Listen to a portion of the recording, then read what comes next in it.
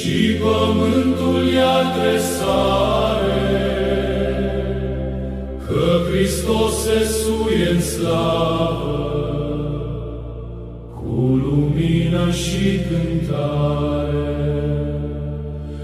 Iar în urma lui rămâne binecuvântare în lume, pace sfântă pentru inimi, har curat peste al tău nume. Slavă ție, Hristoase, ce